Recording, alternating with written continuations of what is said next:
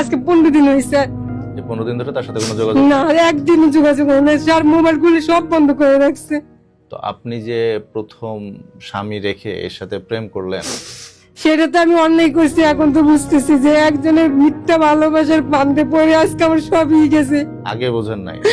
আগে বুঝলে কি আর মানুষ ভুল করে? ভুল করার পরেই তো মানুষ বুঝতে পারে যে আমি কি করলাম। আগে যদি বুঝতাম তাহলে তো মিথ্যা ভেবে কিসের মোহে একটা সংসার রেখে একজন স্বামীর ঘর করছেন, বাচ্চাটা কত সুন্দর ফুটফুটে একটা বাচ্চা, এই সংসার রেখে কিসের মোহে আপনারা আরেকজনের দিকে হাত বাড়ান?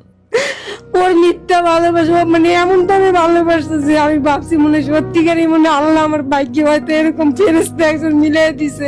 আমি জানি না যে ওর মনে এত শয়তানি বুদ্ধি, আমি তার এটা জানতাম না যে আমাকে রেখে পরে চলে যাবে। যে স্বামী আছে তার থেকে মনে হয়েছে যে আরেকজন যার সাথে পরিচয় হয়েছে সে বেশি ভালোবাসবে, এরকম মনে হয়েছিল?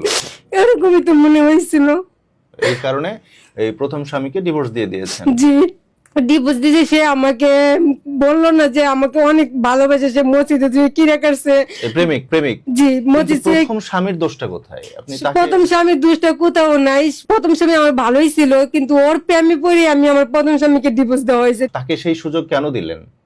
সুযোগ দিয়ে তো ভুল করছে। এখন তো বুঝতেছি যে আমি কি করছি। জীবনে আমি সবই হারাইছি। আমার মা, আমার বাপ নাই, আমার বড় কোনো ভাই নেই। আমি যে এখন কারো কাছে দাঁড়াবো, আমার ওই জায়গাটুকু নেই মেয়ে নিয়ে। আপনার প্রথম স্বামীর সাথে তো আপনি বেইমানি করেছেন, করেন নাই? জি, সেই শাস্তি তো এখন পাইতেছি।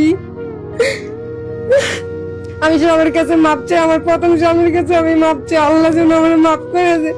আমার মতো ভুল যেন আর কেউ না করে। দ্বিতীয় স্বামী ছেড়ে পরের স্বামী যেন আর কেউ না ধরে, আর এরকম পাপ কাজ যেন কেউ না করে আমার মতো। আমি সবার কাছে মাপ চাই। আমি আমার প্রথম স্বামীর কাছেও মাপ চাই, আর আমার এই দ্বিতীয় স্বামীর কাছেও মাপ চাই। আমাকে যেন মাফ করে দেয়। আপনার জীবনের এখন যে অবস্থা, এই অবস্থার জন্য কে দায়ী? আপনার কাছে কি মনে হয়? আমার জীবনের জন্য কে দেয়? অর্ধেক নিজে আমি, অর্ধেক আমার দ্বিতীয় স্বামী। অর্ধেক মনে হচ্ছে আপনার কাছে? আমার তো মনে হয় আপনার পুরোটা দায়ী আপনি। ওর ফাঁদে পড়ে তো আমি আজকে এগুলো আপনি করছি। নিজের স্বার্থের জন্য এই দ্বিতীয় আরেকজনকে ধরেছেন। আপনার মন ভরছিল না প্রথম স্বামীকে দিয়ে, এই জন্য আরেকজন ধরেছেন। কিন্তু এই বাচ্চাটার কি অপরাধ? বাচ্চাকে কেন বাবা হারা করলেন? বাচ্চা তো কোনো অপরাধ, অপরাধ তো সব আমারই। আমার কারণে আজকে এই জীবন দুইটা নষ্ট। এখন আপনি কি করবেন? কি চিন্তা ভাবনা এখন আপনার? আমার চিন্তা ভাবনা আমার দ্বিতীয় স্বামী যেন আমাকে ফোন দেয়, ও যেন আমার কাছে ফিরে আসে।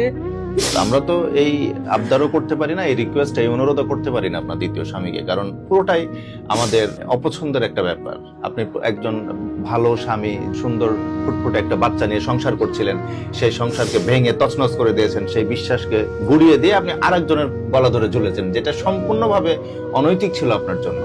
তো এটা কিভাবে আমরা বলি যে দ্বিতীয় স্বামী আপনার কাছে যেন ফোন দেয়? বরঞ্চ এটা খুবই সত্য কথা। সবাই বলে যে প্রকৃতির একটা বিচার আছে, আল্লাহর একটা বিচার আছে, সেই বিচারই আপনার সাথে ঘটেছে, সেই বিচারই হচ্ছে আপনার জীবনের ক্ষেত্রে। আল্লাহর কাছে মাপ চাইলে মাপ পাওয়া যেত। আমি তো একটু ভুলই করেছি, তার জন্য কি আমাকে মাফ করা যায় না? আমি তো একটু ভুল করেছি। আল্লাহ যদি মাফ করে দিতে চায়, সেই আল্লাহর বান্দারা কি মাফ করতে পারে না? আমার মাফ করে দিও যে আমার ভুলের কারণে, আমার লোভের কারণে আজ তোমার জীবনটা আমি নষ্ট করে দিচ্ছি। আমি যতটুকু পারবো আমার জীবন দিয়ে তোমাকে আমি ততটুকু চেষ্টা করবো যে তুমি যতটুকু ভালো থাকার আমি অতটুকু ভালো রাখার চেষ্টা করবো। যে আমার যে ভুলের কারণে, আজ আমার লোভের কারণে, আরেক সংসারে যাওয়ার কারণে আমি আমার মেয়ের ভবিষ্যৎটাই নষ্ট করে দিয়েছি। তাকে বাপারা করে দিয়ে তার জীবনটা এমন বরবাদ করে দিয়েছে মানুষের পাল্লায় পড়ে। তুমি আমার মাফ করে দিও মা।